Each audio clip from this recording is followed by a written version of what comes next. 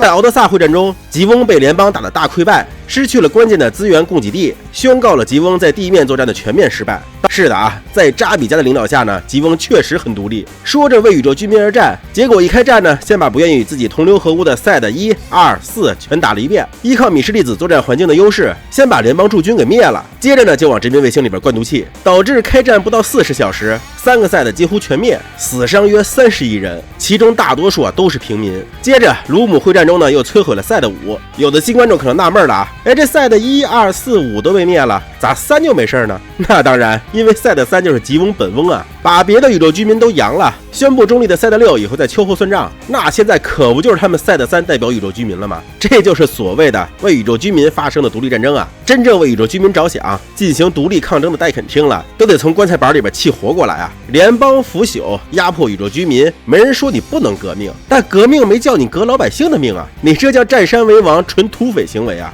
而614式坦克呢，就是传统坦克的制造理念，虽然没有什么太多高科技玩意儿，但主打一个产线成熟、量大管饱，且毕竟是地球联邦军的主力坦克，在各种陆战场景都有非常可靠的性能表现，再加上坦克部队成熟的战术体系，围歼扎古都是家常便饭，更别提区区马杰拉了。请机动战士，然后吉翁几乎是丧失了所有的制空权的，毕竟他们设计那个战斗机啊，真的是突出一个抽象，能在大气圈里边飞行都是奇迹了，根本就不是联邦空战部队的对手。在这种情况下，扎古不跟着部队一起行军，反而是搭载运输机空降，多少我的头快要裂开了！我操！3支舰队，这里给大家讲一下卢姆会战联邦的配置啊。主力舰队一共有6个，分别是地球卫星轨道舰队的第1舰队，由雷比尔直接领导的第2舰队和第3舰队，之前战斗残存下来的第4舰队，月面驻军组成的第5舰队，以及正在建设赛德7的独立机动舰队。这之外呢，还有一个月神2号的驻留预备队。整个第1联合舰队共有麦哲伦级战列舰48艘，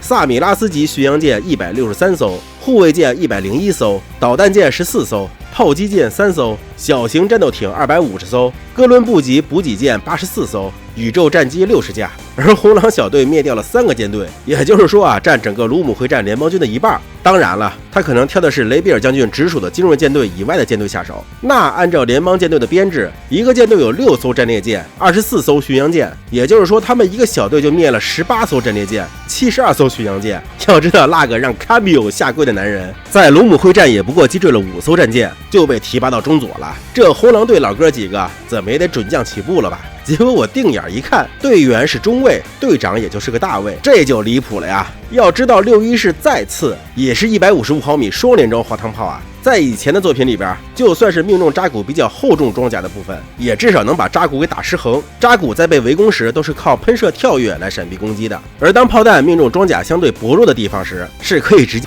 You ever see a Zaku up close? They've saved more lives than you can imagine. You have a slight concussion. You have concussion. You concussion. 这么说吧，退1万步讲，有的扎古确实是为这些扎古严格来说都不是扎古，你认错过吗？其实对于大多数高达路人粉来说啊，有的甚至于粉丝都算不上啊，只是喜欢买高达模型而已。独眼机就是扎古的说法，算得上是相当简单易懂的概念了。但事实上啊，独眼与独眼之间还是有着很大的区别的。咱们先来看看几台机体啊，大家觉得是扎古的扣1，不是扎古的扣2。现在开始啊，请问它是扎古吗？5、4、3、2、1，下一个，请问它是扎古吗？5、4、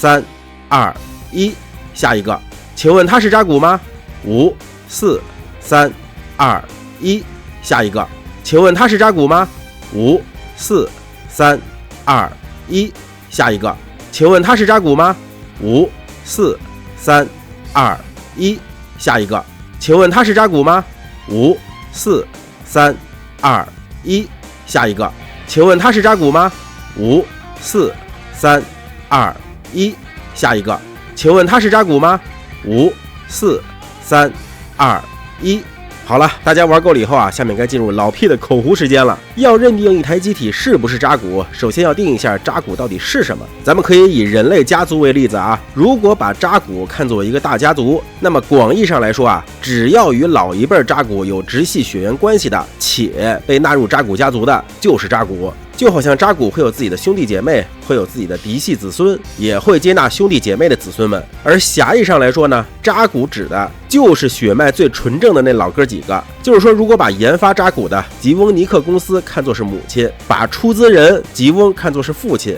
那么只有由他俩生出来的，并且取名为扎古的，才是真正意义上的扎古。1年战争以后，吉翁尼克公司被阿纳海姆收购了，相当于说啊，吉翁尼克公司改嫁了，而生出来的孩子呢，只能说是与扎古有血缘关系，但并不是严格意义上的扎古了。而吉翁的后代，吉翁残党啊、新吉翁啊、新吉翁残党啊，他们本身啊，只是传承了吉翁的一部分血缘，但并不是吉翁本人，因此啊，他们生产出来的扎古也不能算是严格意义上的扎古了。简单来说啊，扎古必须是原来那个爹和妈生的，且名字必须是扎古的，你得明白。像是动画中常见的扎古1、扎古2，就是根正苗红的扎古。把他俩视作老爷爷的话，那狙击型扎古1、高机动扎古2、扎古2改这些机体，就相当于把这俩老爷子拿去改造，但本质还是这老哥俩。所以他们无论从广义还是狭义上来说，都是纯种的扎古。下面我们再来看看几个定义比较模糊的机体。首先是老虎，老虎的爹是吉翁，娘是吉翁尼克公司，自己又相当于是陆战特化的扎古。其实论血缘啊，它是跟扎古相当接近的存在。看系列主编号的话，扎古1是 MS05， 扎古2是 MS06， 而老虎呢则是 MS07。可怎奈它名字就是老虎，官方还找蓝巴嘴替表示。那么严格意义上来说啊，它就肯定不是扎古。然后是大魔，作为与扎古、老虎同一辈的老牌独眼机，大魔也经常被人误认为是扎古的改良型机体。但实际上啊，大魔虽然爹还是吉翁，但他娘是兹马德公司，所以与扎古其实是相去甚远。接下来是伊芙利特，这款机子相对小众了一些，可是它的外观呢又有点像扎古和大魔的缝合体，因此也经常被误认为是扎古。而且它的系列主编号是 MS08， 也会让人误以为它是吉翁尼克公司的，而实际上呢，它是兹马德公司参考扎古2来制作的。所以虽然有点像，但是完全不能画上等号。这个有意思了，高扎古，他的设计原型就是扎古，只不过呢，他爹是联邦，他妈是改嫁给阿纳海姆的吉翁尼克，所以虽然他跟扎古非常相似，甚至名字里边也有扎古2字，但他本身呢已经是融入了吉姆的血液，里边已经是联邦的形状了，在扎古宗族里边可能都称不上嫡系，可是呢，他又确实传承了扎古的血脉，所以这个事儿啊就要看你怎么理解了。他的后续机马拉塞则是血缘更偏的扎古后代了。然后是重头戏了啊，扎古3，你看扎古1、扎古2都是正儿八经的扎古，那扎古3无论是从造型还是命名都是非常正宗的扎古了吧？可实际上呢，他爹是新吉翁，他娘是阿克西斯，虽然外表与扎古2有几分神似，但毕竟爹妈都不同，年代又相差甚远，技术规格啊已经是完全两码事儿了。之所以叫扎古3，只是为了传承扎古这一名号，给新吉翁军一点 buff 加成。但是你说他跟扎古没关系吧，也不完全对。就这么举例子吧，如果说扎古2是刘邦，扎古3就是刘备，有血缘关系，又是四川发家，而刘备则是希望借助与刘邦的相似之处，蹭一个口碑，大概是这么个感觉。那么扎古3的后代，儿子吉拉多加和孙子吉拉祖鲁，就相当于是刘禅跟刘邦攀亲戚，有血缘关系，但连宗族可能都算不上了。他们更是跟吉拉没关系啊！哦，说起来啊，还有个有意思的东西在里边，就是虽然扎古3是新吉翁和阿克西斯的作品，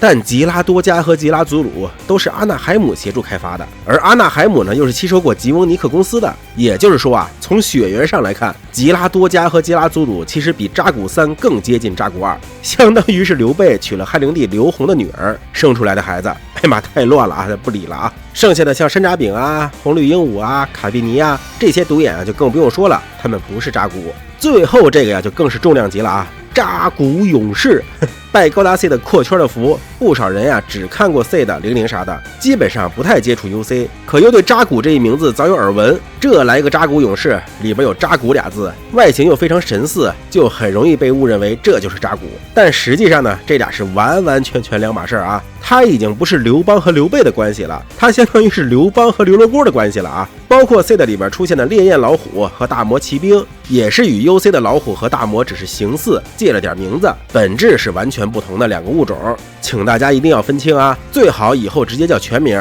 扎古勇士，这样就便于交流了。好了，今天视频这么多，希望大家多多点赞支持，我们下期再见。这些高达居然都不是高达。今天的这个视频啊，非常适合发给你们的女朋友看看。相信屏幕前诸位高达粉丝的女朋友已经过了管高达叫变形金刚，或者管扎古叫高达的幼年期了，可以让他们看看青年期的高达知识了。这样以后就不会出现你过生日他想给你买高达，结果买了个吉姆回来的情况了。哎，好像吉姆也不错啊。咱们还是先定一下什么是高达吧。我觉得最简单易懂的方式就是看包装盒上有没有写 Gundam 这几个字，有就肯定是高达。当然，有些机体虽然是高达，但由于加了一些装备或者是命名方式比较特别，不会在包装盒上写明是高达。这个就需要自己来判断了。接下来说几个相对比较常见、长得有点像高达，但其实并不是高达的机体。林格斯改。作为大名鼎鼎的高达剧场版，逆袭的夏亚中，阿姆罗初期所驾驶的机体，犀利的双眼，经典的配色，高达尼姆合金的材质，就算是高达粉丝圈，也有一部分人会误以为它是高达。然而实际上，它只是 Zeta 高达的阉割版。作为一台比 Zeta 高达开发晚，却还只能一次性变形的机体，虽然称不上是量产机，但也配不上高达的名号了。而它的改进版本林格斯改则拥有了更加像高达的头部，由于是专门为阿姆罗而改造的机体，盾牌上也印有阿姆罗的标志，但别管外形如何，它终归是林格斯，不是高达。银弹儿，这个好像不能乱加热音啊，银弹。这台机子可以说是相当有名了啊，它的祖宗是大名鼎鼎的 MK5， 那是正儿八经的通天文老高达了。有一台 MK5 被运到了阿克西斯，在加入了精神感应框架以后，就改造成了彪狼了。从这一刻起，它就从里到外都不干净了，不能称之为高达了。而银弹呢，又是由彪狼改造而来的，外观又加入了高达特征，我愿称之为返祖现象啊。只可惜从血缘关系上来说，它已经是不配埋入高达家族的祖坟了。奎曼莎，